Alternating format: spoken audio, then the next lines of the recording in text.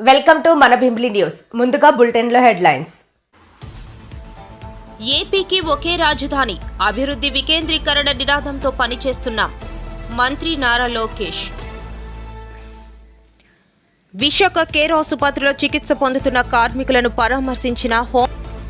వైఎస్ఆర్ కాంగ్రెస్ పార్టీకి చెందిన విజయవాడ నేతలతో జగన్మోహన్ రెడ్డి భేటీ. రథసప్తమి ఉత్సవాలు అత్యంత కన్నుల పండుగగా వైభవంగా కార్యక్రమాన్ని పూర్తి స్థాయిలో success. MLA Gondu. Guntur standing committee ఎన్నికలపై మాజీ మంత్రి అంబటి రాంబాబు తీవ్ర వ్యాఖ్యలు. రాష్ట్రంలో మున్సిపల్ ఉప ఎన్నికల్లో కూటమి పార్టీలు దాడులు, దౌర్జన్యాలు, కిడ్నాపులతో అరాచకం. నక్కపల్లి ఘటనపై అనకాపల్లి జిల్లా కలెక్టర్ సమగ్ర దర్యాప్తు నిర్వహించాలి. CPM demand.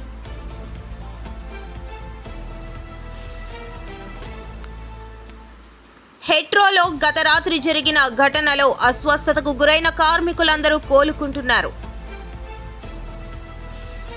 పేదరికాన్ని కాదు, పేదల్ని నిర్మూలించే బడ్జెట్. సిపిఐ శ్రీనివాస్. ఏపీకి ఒకే రాజధాని, అభివృద్ధి వికేంద్రీకరణ నినాదంతో పనిచేస్తున్నాం. ఓర్వకల్లు, కొప్పర్తి నోడ్లు, ఈఎంసీ 1-2-3లో పారిశ్రామిక వాతావరణాన్ని అభివృద్ధి చేయడంపై చర్చించాం. అమెరికాలో పర్యటించినప్పుడు నా దృష్టికి వచ్చిన కంపెనీల ఫీడ్బ్యాక్ను మంత్రికి వివరించాను అని నారా లోకేష్ తెలిపారు. మీరు అన్నట్లు డేటా థెఫ్ట్ అవుతుంది అనేది ప్రధానంగా వినిపిస్తుంది. నేను ఛాలెంజ్ చేస్తున్నాను, వైకాపా నాయకులు నేను ఛాలెంజ్ చేస్తున్నాను. ఎక్కడ కానీ డేటా థెఫ్ట్ అని నిరూపిస్తే నేనే స్వయంగా వాళ్ళకి 10 కోట్ల రూపాయలు నేను కానుకని ఇస్తా. ప్రభుత్వం కాదు, స్వయంగా నేనే చెక్ ఇస్తా. వాళ్ళని తీసుకొచ్చారు స్వామి. జగన్మోహన్ రెడ్డి గారు ఫోనే లేదు కదండి, ఆయన చెప్పాడు కదా అందరు ఫోన్ లేదని. మళ్ళీ వాట్సాప్ గురించి ఆయన మాట్లాడితే ఎట్లా? అది కాదండి, జగన్మోహన్ రెడ్డి గారికి ఫోన్ లేదని ఆయనే చెప్పాడు. ఫోన్ పట్టుకుని తిరగడని ఆయనే చెప్పాడు ఒక ఇంటర్వ్యూలో. టీవీ9 ఉన్నాడు, టీవీ9లో ఇంటర్వ్యూలో చెప్పాడు ఆయన. సో ఫోనే లేనాడు పాపం, వాట్సాప్ గురించి ఏం తెలుస్తున్నాడు? వదిలేసేయండి సార్ ఆయన. ఎందుకు? ఎవరండి? ఫోన్ కొనిచ్చి పంపించమంటారా? అది కాదు, ఫోన్ కొనిచ్చి పంపించమంటారా? ఆయన ఇంకా ఎక్కువ సమయం ఎందుకో బెంగళూరులో ఉంటున్నారు. అక్కడ పెట్టుకో మేము సర్వీసెస్ అందజేయాలి. 14-19లో మీ గవర్నమెంట్ ఉన్నప్పుడే డేటా థెఫ్ట్ జరిగింది, హైదరాబాద్ కేంద్రంగా అనేక చేశారు అని చెప్పేసి వాళ్ళే ఆరోపించారు. ఇప్పుడు మళ్ళీ సేమ్ అదే ఆరోపణలతో. అవునండి, మళ్ళీ అధికారంలో ఉన్న 5 సంవత్సరాలు ఎందుకు నిరూపించలేకపోయారు? అధికారంలో వాళ్ళు ఉండే పనికిమాల కేసులను పెట్టారు. చంద్రబాబు నాయుడు గారిని 53 రోజులు జ్యుడిషియల్ రిమాండ్కి దొంగ కేసు మీద పంపించారు. మళ్ళీ డేటా థెఫ్ట్ గా అన్నారు. నేను ఐటీ శాఖ మంత్రిగా చేస్తుంటే నిరూపించి ఉండాలి కదా, ఊరుకున్నాడా? తప్పు చేయని వ్యక్తిని తీసుకెళ్లి జైల్లో పెట్టారు. పొరపాటున నేను తప్పు చేసి ఉంటే ఎక్కడుండేవాడు? నేను ఎందుకు తప్పు చేయాలి? నాకు అవసరం ఏముందండి? నాకు ప్రజల డేటా నాకెందుకు అవసరం అండి? మాకు కావాల్సింది ఓటర్ లిస్టు, అది పబ్లిక్ డాక్యుమెంట్. మాకు కావాల్సింది ఓట్లు. ఈరోజు తెలుగుదేశం పార్టీ సిస్టమ్ మొత్తం ఓటర్ లిస్ట్ మీద డిపెండ్ అయి ఉంది. సింపుల్. మీరు కూడా సభ్యత్వం తీసుకొని మీకు అర్థమవుతుంది మా సిస్టమ్. దావోస్కి వచ్చేగల మీరు చూస్తే చాలా స్పష్టంగా మేము చెప్పింది అక్కడ, Andhra Pradesh is back, we are ready to do business. ఎందుకంటే గత 5 సంవత్సరాలు ప్రభుత్వం అనేక కంపెనీలు తరిమేసింది రాష్ట్రం నుంచి. వాళ్ళకి ముందర మనం కాన్ఫిడెన్స్ ఇవ్వాలండి. మీరు చూస్తే 7 నెలల్లో అనేక పరిశ్రమలు మేము తీసుకొచ్చాం. ఆసిల్లర్ మిత్తల్ కానీ. నక్కపల్లి మండలం హైడ్రో పరిశ్రమలో గ్యాస్ లీక్ అయిన ఘటనలో తీవ్ర అస్వస్థతకు గురై విశాఖలో కేర్ ఆసుపత్రిలో చికిత్స పొందుతున్న కార్మికులను హోంమంత్రి అనిత బుధవారం పరామర్శించారు. అనంతరం ఆమె మీడియాతో మాట్లాడారు. అంటే అక్కడ లోకల్లోని మా హాస్పిటల్స్లోని కొంచెం ఆక్సిజన్ కొరతున్న కారణంగా ఇమీడియట్గా వాళ్ళకి మెరుగైన వైద్యం గురించి అని చెప్పి ఒక ముగ్గురిని ఇక్కడ K Veerababu, G Gauri Naidu, G Subrahmanyam, ఈ ముగ్గురిని కూడా ఇక్కడ కేర్ హాస్పిటల్కి నిన్న నైటే ఇక్కడికి షిఫ్ట్ చేయడం జరిగింది. ఇప్పుడే ఒకసారి లోపలికి వెళ్ళి వాళ్ళ ముగ్గురిని కూడా పరామర్శించి అక్కడున్న పల్మనాలజిస్ట్, అదేవిధంగా అక్కడున్న డాక్టర్స్ అందరితో కూడా మాట్లాడడం జరిగింది. యాజ్ ఆఫ్ నౌ వాళ్ళ కండిషన్ అయితే స్టేబుల్గా ఉంది. అయినప్పటికీ కూడా కెమికల్ని వాళ్ళు అది బ్రీత్ అయింది కాబట్టి వాళ్ళు శ్వాసకోశ సంబంధమైన వ్యాధులు రాకుండా ఒక 48 అవర్స్ వాళ్ళని అబ్జర్వేషన్లో ఉంచి ఫర్దర్గా ఎటువంటి ఇబ్బంది లేకుండా వాళ్ళని చూసుకోవాల్సిన బాధ్యత కూడా తీసుకోమని చెప్పాము. అక్కడ వాళ్ళని అడిగిన తర్వాత వాళ్ళ లోపల ఉన్న వాళ్ళ పేషెంట్స్ని కూడా అడగడం జరిగింది. ఏం జరిగిందని అడిగిన తర్వాత వాళ్ళు ఏదైతే క్యాంటీన్కి వెళ్తున్నారో క్యాంటీన్కి వెళ్ళేటప్పుడు ఈ వేపర్స్ అనేవి రావటం, వేపర్స్ ఎక్కడ లీక్ అయిందని చెప్పి గమనించడం, ఇమీడియట్గా అక్కడ వెంటనే రెస్పాండ్ అయ్యి ఈ సోడియం హైపోక్లోరైడ్ అక్కడ లీక్ అవ్వడం వల్ల ఇలా జరిగిందని చెప్పేసి ప్రైమరీ ఇన్వెస్టిగేషన్లో ఒక హెట్రో కంపెనీ వాళ్ళు కానీ అదేవిధంగా అక్కడ లోపల ఉన్న పేషెంట్స్ కానీ చెప్పడం జరిగింది. దీని మీద ఇంకొంచెం కూలంకషంగా కూడా దర్యాప్తు చేయడానికి కూడా మేము రెడీగా ఉన్నాము. దానికి కంపెనీ వాళ్ళ దగ్గర నుంచి కూడా మేము సహాయ సహకారాలు కోరుకుంటున్నాం. ఎందుకు క్లియర్గా చెప్తున్నామంటే ఈ మధ్యకాలంలోని ఎక్కడో ఒక్కడ ఈ ఫార్మా కంపెనీస్లో వారానికి ఒక ఇన్సిడెంట్ అనేది ఎక్కడో ఒకటి జరగడం అనేది మనం చూస్తున్నాం. మ్యాక్సిమం యాక్చువల్గా కలెక్టర్ గారు నేను కలిపి రీసెంట్గానే ఒక మీటింగ్ కూడా కండక్ట్ చేసి వాళ్ళకి ఈ సేఫ్టీ పర్పస్లో కానీ పొల్యూషన్ పర్పస్లో కానీ సెక్యూరిటీ పర్పస్లో కూడా వాళ్ళందరికీ కూడా ఒకసారి మాట్లాడదాం అనుకునే లోపు ఎలక్షన్ కోడ్ రావడం జరిగింది. యాక్చువల్గా 4th మీటింగ్ పెట్టుకున్నాం మేము. ఎలక్షన్ కోడ్ వల్ల మేము అది వాయిదా వేసుకున్నాము. మంత్ ఎండ్కి కూడా అది మళ్ళీ మీటింగ్ పెట్టుకుంటాం. కంపల్సరీగా రాబోయే అంటే ఇప్పుడు ఫార్మా కంపెనీస్ అనేసరికి ఇటువంటి చిన్న ఇన్సిడెంట్లు జరగడం వల్ల ఫర్దర్గా వచ్చే ఫార్మా కంపెనీస్ విషయంలోనే కూడా ప్రజలకు ఒక భయాందోళనలు కలిగే పరిస్థితి కూడా ఉన్నాయి. అటువంటివి ఏమీ లేకుండా సేఫ్టీ మెజర్స్ అన్నీ కూడా తీసుకొని ఈరోజు ఫార్మా కంపెనీస్ నడిపే పరిస్థితి కూడా ఈరోజు ఈ గవర్నమెంట్ తీసుకుంటుంది. అదేవిధంగా ఇప్పుడున్న ఫార్మా కంపెనీస్లో కూడా ఎక్కడ కూడా ఇటువంటి ఇన్సిడెంట్లు మళ్ళీ జరగకుండా చూసుకునే దానికి కూడా ఒక హై లెవెల్ కమిటీని కూడా ఏర్పాటు చేయడానికి కలెక్టర్ గారు కూడా సిద్ధపడ్డారు. ఆ హై లెవెల్ కమిటీ కూడా ఏర్పాటు చేసి ఎక్కడ కూడా ఎటువంటి ఇబ్బంది లేకుండా చూసుకునే బాధ్యత తీసుకుంటాం. ముఖ్యంగా యాక్సిడెంట్ అన్న తర్వాత క్యాజువాలిటీస్ లేకుండా చూసుకోవాల్సిన బాధ్యత కూడా కంపెనీస్కి ఉంది. నేను చెప్పేది ఏంటంటే వైఎస్ఆర్ కాంగ్రెస్ పార్టీకి చెందిన విజయవాడ నేతలతో జగన్మోహన్ రెడ్డి భేటీ. బుధవారం ఉదయం తాడేపల్లిలోని క్యాంపు కార్యాలయంలో వాళ్లతో ఆయన తాజా రాజకీయ పరిణామాలను చర్చించారు. విజయవాడ లాంటి కార్పొరేషన్లో కూడా 49 స్థానాలు మనం అప్పట్లో గెలిస్తే తెలుగుదేశం పార్టీ కూటమి వీళ్ళకు వచ్చిన స్థానాలు 14, కమ్యూనిస్టులకు వచ్చింది 1. ఈ 49 స్థానాలకు మనం గెలిస్తే 64కు గాను వాళ్ళకు కేవలం 14 స్థానాలు ఉన్నప్పటికీ ఎన్నికలు అయిపోయిన తర్వాత రోజు నుంచి రకరకాల భయాలు, రకరకాల ప్రలోభాలు అదే పనిగా పెడుతూ ఒక 11 మందిని మాత్రం భయపెట్టో ప్రలోభాలు పెట్టో తీసుకోవడం జరిగింది. అయినప్పటికీ 38 మంది నిఠారుగా నిలబడ్డారు అని చెప్పడానికి గర్వపడతాను. ఎందుకు ఈ మాట చెప్తా ఉన్నాను అని అంటే దానికి కారణం కూడా ఒకటే. ఇన్ఫ్యాక్ట్ ఏ కార్పొరేషన్ చూసుకున్నా, ఏ మున్సిపాలిటీ చూసుకున్నా, రాష్ట్రంలో ఉన్న ఏ జెడ్పీటీసీ పరిధిలో ఉన్న ఏ మండలం తీసుకున్నా, అటు ఎంపీపీలైనా కానీ, అటు జెడ్పీటీసీలైనా కానీ, సర్పంచ్లైనా కూడా, ఏది తీసుకున్నా కూడా ఎన్నికలు అయిపోయిన తర్వాత 3 సంవత్సరాల తర్వాత లోకల్ బాడీ ఎన్నికలు జరిగితే అటువంటి ఎన్నికల్లో ఈ రకమైన రిజల్ట్స్తో రాష్ట్రమంతా క్లీన్ స్వీప్ చేసిన పరిస్థితి వైఎస్ఆర్సీపీ ప్రభుత్వం, మన ప్రభుత్వం. అంటే ప్రజల్లో ఏ రోజైనా కూడా తలెత్తుకొని పోగలిగాం. ప్రజలకు ఎన్నికల మేనిఫెస్టో అని చెప్పి ఏదైతే ఎన్నికల వేళ మనం ఏదైతే ఇచ్చామో, చూపించామో, ఏదైతే చూపించి మనం ఓట్లు అడిగామో, ఆ ఎన్నికల మేనిఫెస్టోలో 99% హామీలను నెరవేర్చి ప్రతి నెల ఏ పథకం అమలు చేస్తూ ఉన్నామో బడ్జెట్ ప్రవేశపెట్టే రోజే సంక్షేమానికి సంబంధించిన క్యాలెండర్. శ్రీకాకుళంలోని ప్రసిద్ధి పుణ్యక్షేత్రమైన అరసవెల్లి శ్రీ సూర్యనారాయణ స్వామి వారి దేవాలయంలో జరిగే రథసప్తమి ఉత్సవాలు అత్యంత కన్నుల పండుగగా వైభవంగా కార్యక్రమాన్ని పూర్తి స్థాయిలో సక్సెస్ చేసి భక్తులతో బ్రహ్మరథం పట్టించే విధంగా చర్యలు తీసుకున్న జిల్లా అధికారులు కృషి ఎంతో ఉందని, అందువల్ల ఈ కార్యక్రమాన్ని ఇంతటి ఘనంగా నిర్వహించగలిగామని శ్రీకాకుళం శాసనసభ్యులు గొండు శంకర్ తెలిపారు. శ్రీకాకుళంలో మీడియాతో మాట్లాడుతూ రథసప్తమి వేడుకలకు గతంలో ఎన్నడూ లేని విధంగా వివిధ ప్రాంతాల నుంచి 1,20,000 మంది భక్తులు స్వామివారిని దర్శించుకోవడం, ఎటువంటి అవాంఛనీయ సంఘటన జరగకుండా ప్రశాంతంగా స్వామివారిని దర్శించుకోవడం అత్యంత శుభసూచకమైన ఘట్టమని అన్నారు. రాష్ట్ర ముఖ్యమంత్రి ఈ రథసప్తమి ఉత్సవాలను రాష్ట్ర పండుగగా చేయడం కేంద్ర మంత్రి కింజరాపు రామ్మోహన్ నాయుడు, రాష్ట్ర మంత్రి కింజరాపు అచ్చెన్నాయుడు ఎంతో కృషితో ఇది సాధ్యమైందని తెలిపారు. నిరంతర పర్యవేక్షణతో అటు అధికారులు ఇటు ప్రజా ప్రతినిధులు నిర్వహించడం వేడుక ఎంత సక్సెస్ అవ్వడం జరిగిందని, రాబోయే రోజుల్లో ఈ దేవాలయానికి సర్వాంగ సుందరంగా తయారు చేసేందుకు ప్రయత్నాలు చేస్తున్నామని తెలిపారు. ప్రసాదం స్కీమ్ కింద డిపిఆర్ కూడా తయారైందని, ఈ స్కీమ్ ద్వారా రాష్ట్ర పర్యాటక కేంద్రాలుగా అందరూ దర్శించుకునే విధంగా అరసవెల్లి పుణ్యక్షేత్రం, శ్రీ కూర్మనాథిని దేవాలయం రూపురేఖలు మారుతాయని, ఆ ప్రయత్నం దిశగా అడుగులు వేయడం జరుగుతుందని తెలిపారు. కూటమి ప్రభుత్వంలో ఈ రాష్ట్ర పండుగ జిల్లాలో 3 రోజుల పాటు నిర్వహించామని, సాంస్కృతిక కళారూపాలు, క్రీడలు, వివిధ రకాల కళాజాతరలో ఏర్పాటు చేశామని, ప్రజలకు కనువిందు చేయగలిగామని తెలిపారు. రాబోయే రోజుల్లో చిన్న పొరపాటు గుర్తించి వచ్చే ఏడాది జరిగే ఉత్సవాలకు పూర్తి స్థాయిలో భక్తులకు ఎటువంటి ఇబ్బందులు లేకుండా స్వేచ్ఛగా వచ్చి స్వామివారిని దర్శించుకునే విధంగా చర్యలు తీసుకుంటున్నామని అన్నారు. నమస్కారం. రథసప్తమి వేడుకలు అరసవల్లి శ్రీ సూర్యనారాయణ స్వామివారి సన్నిధానంలో అత్యంత వైభవోపేతంగా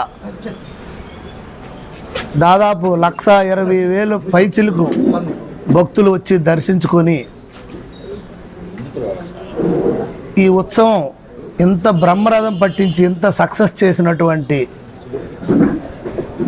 గౌరవ జిల్లా కలెక్టర్ గారు స్వప్నిల్ దినకర్ గారు, అలాగే ఎస్పీ మహేశ్వర్ రెడ్డి గారు, అలాగే జేసీ గారు, పర్మాన్ గారు, అలాగే కలెక్టర్ గారు, జాయింట్ కలెక్టర్ గారు, ఆర్డీఓస్ వీళ్ళందరికీ, అలాగే నాతో పాటుగా నిత్యం పర్యవేక్షణ చేస్తూ అనునిత్యం సూచనలు సలహాలు ఇస్తూ చేసినటువంటి గౌరవ రాష్ట్ర మంత్రివర్యులు అచ్చెన్నాయుడు గారికి, అలాగే కేంద్ర మంత్రివర్యులు పౌర విమానయాన శాఖ మంత్రులు శ్రీ కింజరాపు రామ్మోహన్ నాయుడు గారికి. గుంటూరు స్టాండింగ్ కమిటీ ఎన్నికలపై మాజీ మంత్రి అంబటి రాంబాబు తీవ్ర వ్యాఖ్యలు చేశారు. రాష్ట్ర వ్యాప్తంగా మున్సిపల్ పాలక వర్గాలను తెలుగుదేశం పార్టీ లాక్కొంటోందని, దీనికి మూల్యం చెల్లించక తప్పదని ఆయన హెచ్చరించారు. గుంటూరులో స్టాండింగ్ కమిటీ ఎన్నికల్లో టీడీపీ నాయకులు కుట్రలతో విజయం సాధించారని విమర్శించారు. 57 కార్పొరేటర్లు ఉన్నారు. దానిలో మా వైసీపీ నుంచి గెలిచినటువంటి ఒక కార్పొరేటర్ మరణించారు. అంటే 56 కార్పొరేటర్లు. వాళ్ళు గెలిచింది కూటమి 2 కలిపి 11 సీట్లు, మిగతావన్నీ మావే. అబ్సల్యూట్ మెజారిటీతో మేయరు, డిప్యూటీ మేయరు ఇద్దరు ఎన్నుకోవడం జరిగింది. తర్వాత జరిగినటువంటి పరిణామ క్రమాలలో ఒక డిప్యూటీ మేయర్ పార్టీ మారారు. ఎన్నికలకు ముందే కొంతమంది కార్పొరేటర్లు వెళ్లిపోయారు. ఈ స్టాండింగ్ కమిటీ ఎన్నికలు ప్రకటన సమయానికి మేము 56లో 33 ఉన్నాం. అంటే వాళ్ళ అధికారం వచ్చిన తర్వాత కూడా మా పక్షాన నిలబడిన వారు 33 మంది, ఒక ఇండిపెండెంటు, 32 మంది ఫ్యాను గుర్తు మీద గెలిచిన వారు. ఆ దశలో నోటిఫికేషన్ వచ్చింది, నామినేషన్లు వేశాం. ఇక బెదిరింపుల పర్వం, కొనుగోలు పర్వం, డబ్బులు ఇస్తామని ఫోన్లు చేయటం చేశారు. కొంతమందికి డైరెక్ట్గానే డబ్బులు ఇచ్చి వారి మెడల్లో కండవాలు వేశారు. మీకు తెలుసు, బహిరంగంగానే ఎంపీ గారు వెళ్లి కండవ వేశారు, ఎమ్మెల్యేలు ఇళ్లకెళ్లి వాళ్ళని బతినాడుకుని కండువాలు వేశారు, వాళ్లకు ప్రలోభాలు పెట్టారు. అయినా వాళ్ళు పోగా కూడా మాకు 28 మంది ఉన్నారు. ఇటు 28 మంది, అటు 28 మంది. మేము ఈ 28 మందిని కాపాడుకోవడం కోసం క్యాంప్ పెట్టాం. వాళ్ళు కూడా క్యాంప్ పెట్టారు.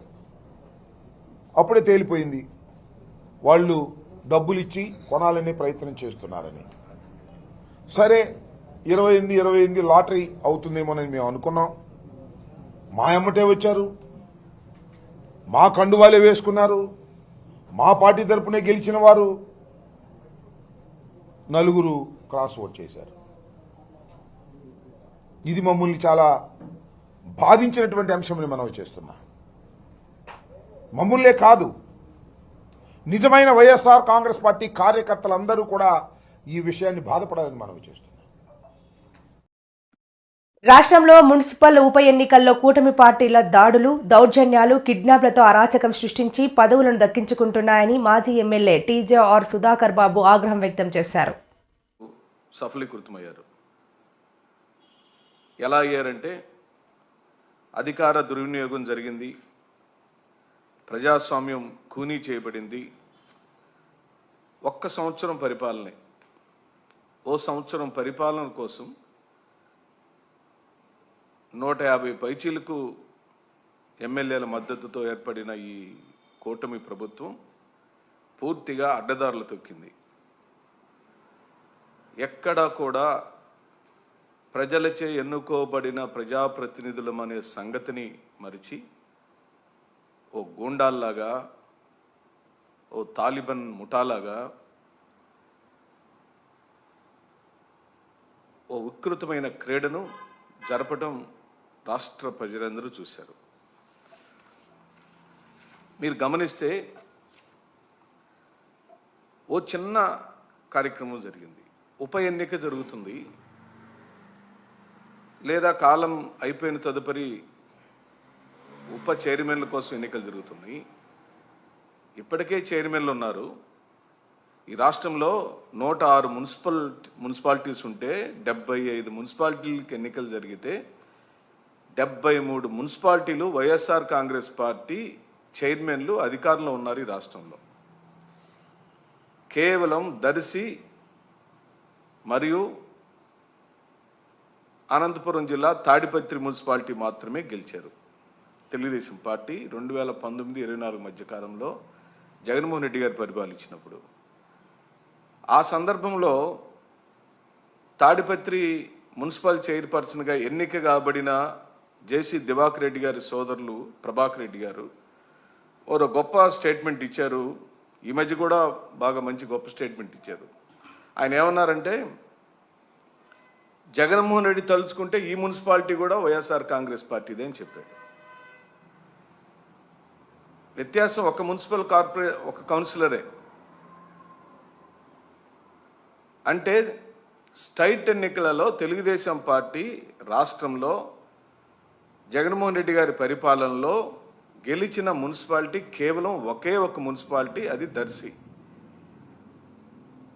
రెండోది కూడా జగన్మోహన్ రెడ్డి గారు అనుకుంటే ఆ రోజు జిల్లాలో ఉన్న నాయకులు కొంతమంది పెద్దలు పార్టీ అభిప్రాయం చెప్పమని అడిగినప్పుడు ఎట్టి పరిస్థితులలో హెట్రో పరిశ్రమలో విషవాయువు లీకై పలువురు కార్మికులు తీవ్ర అస్వస్థతకు గురైన ఘటనపై అనకాపల్లి జిల్లా కలెక్టర్ సమగ్ర దర్యాప్తు నిర్వహించాలని సిపిఎం అనకాపల్లి జిల్లా నాయకులు ఎం అప్పలరాజు డిమాండ్ చేశారు.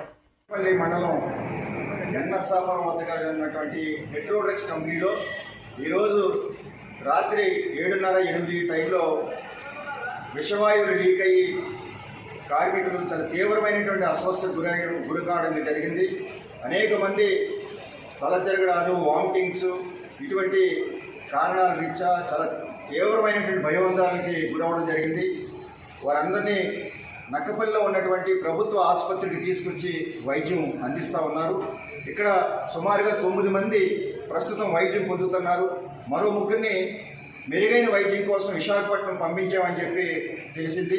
అలాగే కంపెనీ లోపల ఉన్నటువంటి ఓహెచ్సిలో మరో 9 ట్రీట్మెంట్ తీసుకుంటున్నారని చెప్పేసి తెలిసింది. అంటే ఓహెచ్సిలో ఉన్నటువంటి 9, విశాఖపట్నం పంపించినటువంటి వారి 3, మొత్తం వాళ్ళు 7.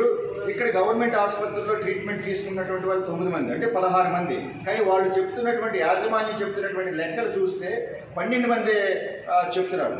అంటే ఈ 12 మందా 16 మందా లేదంటే ఇంకా అదనమైనటువంటి ఉద్యోగులు కానీ కార్మికులు కానీ అస్వస్థకు గురయ్యారా, అసలు ఏం జరిగింది అనేది వెంటనే యాజమాన్యం కంపెనీ యొక్క కార్మికులకి వాళ్ళ కుటుంబాలకి వెంటనే తెలియచేయాలి. ప్రమాదం యొక్క ఏ రకంగా జరిగింది, ఇందులో ఎవరెవరు కూడా అస్వస్థకు గురయ్యారు, ఎవరెవరు ఏ రకమైనటువంటి ఇబ్బందులు గురవుతున్నారు అనే దాని మీద కంపెనీ యాజమాన్యం కార్మికులు ఉద్యోగుల యొక్క కుటుంబాలకు తెలియజేయాల్సినటువంటి అవసరం ఎంతైనా ఉంది. అదేవిధంగా ఈ సంఘటన పైన జిల్లా కలెక్టర్ గారు స్పందించి సమగ్రమైనటువంటి దర్యాప్తు జరిపించి ఈ సంఘటనకి కారణమైనటువంటి వారిపైన కఠినమైనటువంటి చర్యలు తీసుకోవాలి. ఇదేదో యాదృచ్ఛికంగా జరిగినటువంటిది కాదు, కంపెనీ యాజమాన్యం యొక్క నిర్లక్ష్యం కారణంగానే ఇటువంటి సంఘటన జరిగింది. ఇది చాలా దురదృష్టకరమైనటువంటి సంఘటన. ఈ సంఘటనలో ఎంతమంది అస్వస్థకు గురి కావడం అంటే మరి చాలా దారుణమైనటువంటి పరిస్థితి. నిరంతరం అసలు ఇక్కడ భద్రతా ప్రమాణాలు పాటిస్తున్నారా లేదా? నక్కలపల్లి మండలంలో హైట్రోలో గత రాత్రి జరిగిన ఘటనలో అస్వస్థతకు గురైన కార్మికులందరూ కోరుకుంటున్నట్లు మండల టీడీపీ అధ్యక్షుడు వెంకటేష్ తెలిపారు. ఆసుపత్రి వద్ద బుధవారం ఆయన మీడియాతో మాట్లాడుతూ కొంతమందికి అస్వస్థతకు గురయ్యారు. ఈ సందర్భంలో నక్పల్లి హాస్పిటల్కి తీసుకురావడం జరిగింది. దీనిపై రాష్ట్ర హోంశాఖ మంత్రులు అనిత గారు వెంటనే స్పందించి నాయకులందరినీ ఇక్కడికి వెళ్ళి ఏం జరిగిందో చూడమని చెప్పడం జరిగింది. ఈరోజు మేమందరం ఇక్కడ రావడం జరిగింది. కొంతమంది 3-4 కొంచెం ఇబ్బందికర పరిస్థితులు ఉన్నప్పటికీ కూడా మిగతా వాళ్ళందరూ కూడా బాగానే ఉన్నట్టుగా మా హాస్పిటల్ వర్గాలు చెప్తున్నాయి. అయితే కొంతమందిని బయటికి తీసుకెళ్దామని చెప్పిన వాళ్ళు ప్రయత్నం చేసినప్పటికీ కూడా హాస్పిటల్ వారందరూ కూడా సరైన టైంలో సరైన మార్గంలో వాళ్ళకి ట్రీట్మెంట్ అందించి వాళ్ళందరికీ కూడా ఆరోగ్యపరంగా ఏ ఇబ్బందులు లేకుండా ఉన్నాయని చెప్పడం జరిగింది. వీళ్ళందరినీ కూడా 24 అవర్స్ అబ్జర్వేషన్లో ఉంచాలని చెప్పేసి డాక్టర్ అనుష గారు చెప్పడం జరిగినారు. మరి ఇటువంటి సందర్భాలు చాలా బాధాకరం. ఎందుకంటే మరి విపత్తుల శాఖ మంత్రిగా మరి అనిత గారు ఉన్నప్పుడు ఈ విషయాలను చూసుకున్నారు. వెంటనే స్పందించే నాయకులందరినీ పంపించి అందరూ మరి ఎటువంటి కూడా మరి గట్టిగా వార్నింగ్ ఇవ్వడం జరిగింది. సేఫ్టీ ప్రికాషన్స్ మరి చూపించకపోవడం వల్ల ఇటువంటి జరుగుతున్నాయి, తరచుగా జరుగుతున్నాయి. ఈ విషయంపై అనిత గారు కూడా చాలా తీవ్రంగా ఉన్నారు. మరి గతంలో చాలా యాక్సిడెంట్లు ఈ జిల్లాలో జరగడం జరిగింది. అన్నింటిలోనూ కూడా అనిత గారు చాలా సీరియస్గా ఉన్నారు. ఈ విషయంపై ఎన్నిసార్లు హెచ్చరించినా సరే ఈ కంపెనీ వాళ్ళు మెడికల్ కంపెనీ వాళ్ళు మరి ప్రికాషన్స్ తీసుకోవట్లేదు. మరి వీళ్ళందరినీ కూడా హెచ్చరిస్తున్నాం. మీరు రాబోయే కాలంలో ఎటువంటి యాక్సిడెంట్ జరిగితే మాత్రం మీరు క్షమించేది అయితే లేదు. మీరందరూ కూడా మరి ఎటువంటి యాక్సిడెంట్ జరగదు. ఇవాళైతే ఏదో దేవుడి దేవాళ్ళు అందరూ బయటపడ్డారు. ఇటువంటి పరిస్థితుల్లో ఎప్పుడైనా ఇలా జరిగినట్టయితే ఎవరిని క్షమించేది అయితే మాత్రం లేదని చెప్పి అనిత గారి మాటగా మేము అందరూ చెప్తున్నాం. ప్రపంచం మారుతోంది, చంద్రబాబు కూడా మారాలి అని సిపిఎం రాష్ట్ర కార్యదర్శి వి శ్రీనివాసరావు అన్నారు. ప్రజలు చాలా ఇబ్బందుల్లో ఉన్నారని, వారిపై ఎలాంటి భారాలను వేయలేమని ఏపీ సీఎం చంద్రబాబు చెప్పడాన్ని స్వాగతిస్తున్నామన్నారు. బుధవారం విజయవాడలో నిర్వహించిన మీడియా సమావేశంలో శ్రీనివాసరావు మాట్లాడుతూ చంద్రబాబు నాయుడు గారు చేసినటువంటి ప్రకటనను మేము స్వాగతిస్తున్నాం. ప్రజలు చాలా ఇబ్బందుల్లో ఉన్నారు, వాళ్ళ మీద ఏ భారాలు వేయలేము అని ఇప్పటికైనా సరే వాస్తవాన్ని గుర్తించి ప్రజల మీద భారాలు వేస్తే మోయగలిగిన పరిస్థితుల్లో లేరు అని చెప్పటం మంచిదే.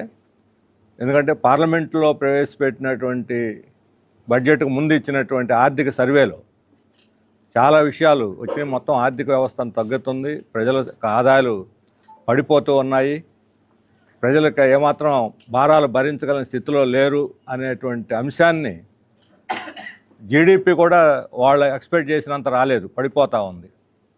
ఆ ప్రజల అప్పులు పెరుగుతూ ఉన్నాయి. ఈ పరిస్థితుల్లో ప్రజల మీద ఏమాత్రం భారాలు వేసినా భరించగలిగిన స్థితిలో లేరు. ఈ విషయాన్ని పార్లమెంట్లో ఈ నివేదిక ప్రవేశపెట్టక ముందే చంద్రబాబు నాయుడు గుర్తించి ఉండాల్సింది. ఇది ఒక అనివార్యమైనటువంటి అంతర్జాతీయంగా పెట్టుబడులని వెనక్కి వెళ్ళిపోతున్నాయి. భారతదేశానికి పెట్టుబడులు వస్తాయని రోజు ఓదరగొట్టే కొద్దీ ఉన్నటువంటి పెట్టుబడులు కూడా వెనక్కి వెళ్ళిపోతున్నాయి. షేర్ మార్కెట్లు తగ్గిపోతూ ఉంది. అంటే అంతర్జాతీయంగా ఉన్నటువంటి ఆర్థిక మాంద్యం యొక్క ప్రభావం ఈరోజు భారతదేశం మీద కూడా పడుతుంది. భారతదేశం అంతర్జాతీయ మార్కెట్లోకి పోయి బ్రహ్మాండంగా అభివృద్ధి సాధిస్తాం, 7%, 8% అభివృద్ధి సాధిస్తామని నిర్మలా సీతారామన్ చెప్పిన మాటలన్నీ బోగస్ మాటలు. కేవలం కార్పొరేట్ శక్తులకి బలాన్ని ఇవ్వటం కోసం చెబుతున్న బోగస్ మాటలు తప్ప ఇందులో ఏమీ వాస్తవం లేదనేది ఆర్థిక సర్వే తేటతల్లం చేసింది. ఇప్పుడు చంద్రబాబు నాయుడు గారు ఇక ప్రజల మీద మేము అదనపు భారాలు వేయలేము అని చెప్పారు. మరి వేయలేనప్పుడు ఏమిటి ఈరోజు అప్పులు పాలవుతున్న ఆర్థిక వ్యవస్థని? ప్రజలు అప్పుల్లో ఉన్నారు. మనం ఇంతకుముందు కూడా చెప్పాం, గత నవంబర్లోనే చెప్పాం, ప్రజలు అప్పుల్లో ఉన్నారు, మీరు అదనపు భారాలు ప్రజలు వేస్తే భరించగల స్థితిలో లేరు. ఆ రోజు ఏం చెప్పారు ఆయన? రోడ్లు వేయాలనంటే మామూలు స్టేట్ రోడ్లు కూడా రోడ్ ట్యాక్స్ వేస్తాము, లేకపోతే ప్రజల మీద అదనపు టోల్ ట్యాక్స్, రోడ్డు మీద టోల్ ట్యాక్స్ వేస్తాము, అయితేనే రోడ్లు, లేకపోతే ఈ రోడ్లు మీరు గతుకుల రోడ్లను తిరగాలి, మా ఖజానా ఖాళీగా ఉంది, అందుకని 1% GST పెంచుతాము. ఇవన్నీ సెంట్రల్ ప్రతిపాదన కూడా పంపించారు, GST పెంచమని, అదనంగా పెంచాలని చెప్పి. ఇవన్నీ మరి ఇప్పటికైనా సరే వాస్తవాలు తెలుసుకొని ప్రజలు వీటిని భరించగల స్థితిలో లేరు. కొనుగోలు శక్తి పడిపోతున్నది, దారిద్ర్యం పెరుగుతూ ఉన్నది, అప్పులు పాలవుతున్నారు ప్రజలు. ప్రభుత్వం అప్పుల ఖజానాలో ఉందని ఎన్నికల సందర్భంలో చంద్రబాబు నాయుడు గారు విపరీతంగా ప్రచారం చేశారు. మరి ఖజానా ఖాళీ, ప్రభుత్వ ఖజానా ఖాళీ అయితే ప్రజల ఖజానా నిండుగా ఉందా? ప్రజల అప్పుల్లో